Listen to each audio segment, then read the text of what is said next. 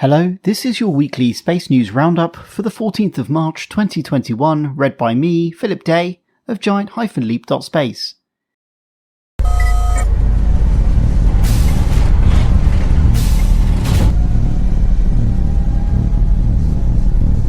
In today's episode, the first meteorite to land in the United Kingdom for over 30 years has been found.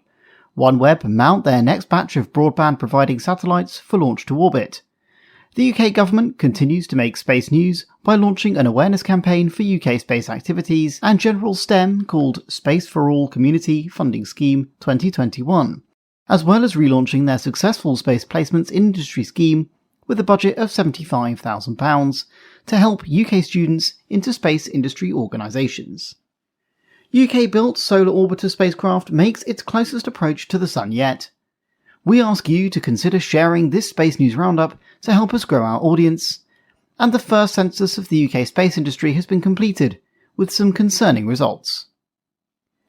Giant-leap.space has been busy conducting interviews to bring you ever more interesting and unique content. We're just getting ready to publish a deep dive article on what the CANSUC Alliance might mean to the UK space industry, including interviews with spaceflight policy juggernaut James Bennett and the Chief Executive of CANSUC International, James Skinner. If you don't want to miss that special article and episode, ensure to subscribe with the notification bell thoroughly smashed so you can be sure you won't be missing out.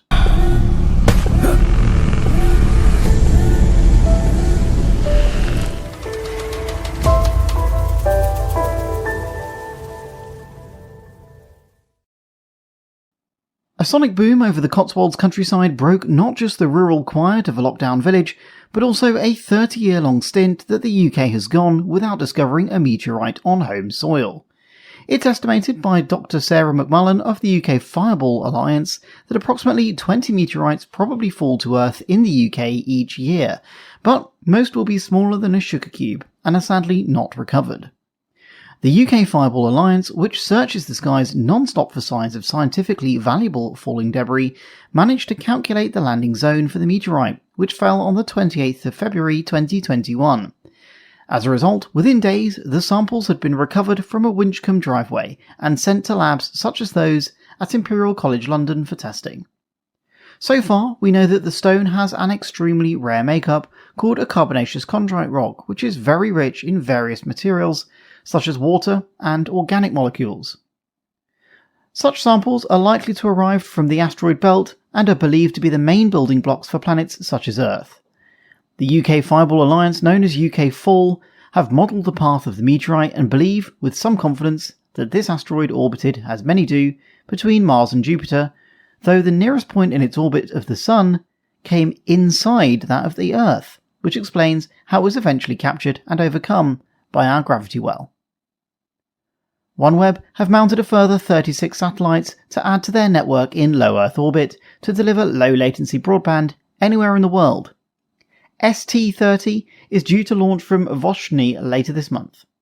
Initial testing in Florida has shown 500 megabit per second speeds, which is over 7 times faster than the average speeds in the UK, and of course can be accessed from the South Pole, rural Scotland or the heart of London, wherever there is a clear view of the sky. An impressive feat that isn't currently matched by the more famous Starlink system, undergoing testing by American firm SpaceX. At their last successful launch in January, the UK Business Secretary Alok Sharma said, "With OneWeb's latest satellite taking to the sky, we come one step closer to connecting people across the globe with fast, UK-backed broadband, and just months after British government investment made this possible. The UK can be proud of being at the heart of the latest long-term advances in space technology." The UK government, through the UK Space Agency, continued to exert influence over the UK space industry this week. £60,000 has been made available through a community funding scheme to help advance awareness of the UK space industry, or STEM subjects in general. Individuals and organisations can apply before the end of this month for a maximum of £10,000 per project.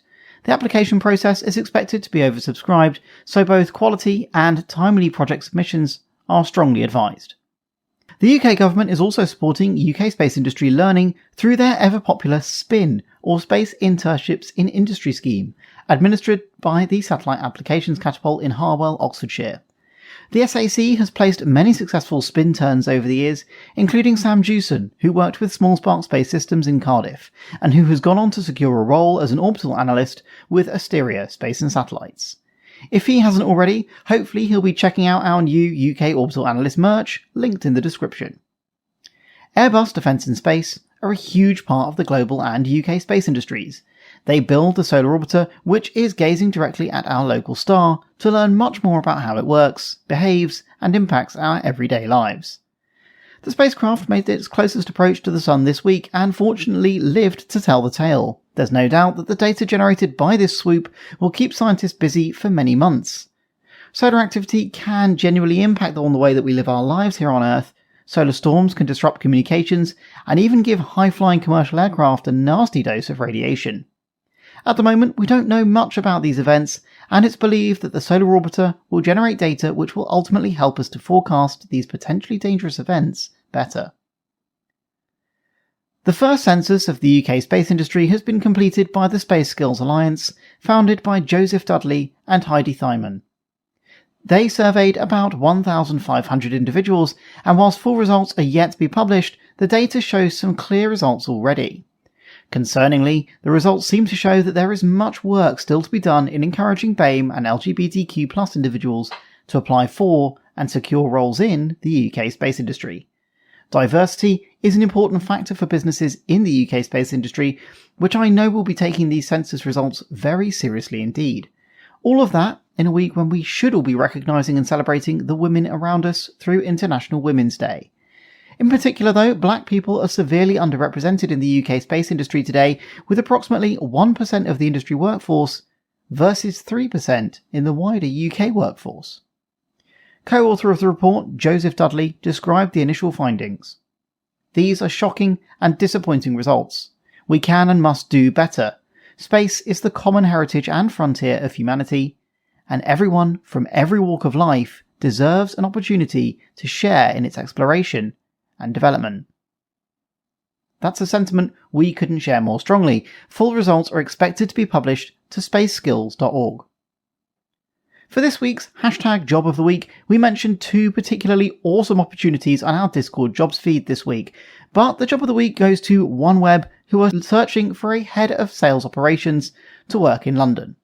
Yet again, providing that one does not have to be an engineer to work in the space sector. If you are an engineer though, our second favourite role this week was with ThalesAlenia Space, who are searching for a CAD engineer. Let us know if you want the link for that one. To see our Job of the Week 24 hours before we publish here on the Roundup, subscribe to our Patreon page, where numerous perks of membership include this Space News Roundup a day in advance. I mentioned our space merch earlier, which was cheeky, but for a limited time only, there is also a free giveaway of said merch for new members of the Patreon page. I strongly encourage you to check it out whilst you can. Be sure to follow us on LinkedIn or your favourite social media platform by searching #GiantLeap, and if you listen on Apple Podcasts or anywhere else where you can rate us, please do consider giving us a giant 5-star rating. It would be so appreciated, and of course, it's free. Thanks for checking in, and until next time, remember that every giant leap is set up by thousands of small steps.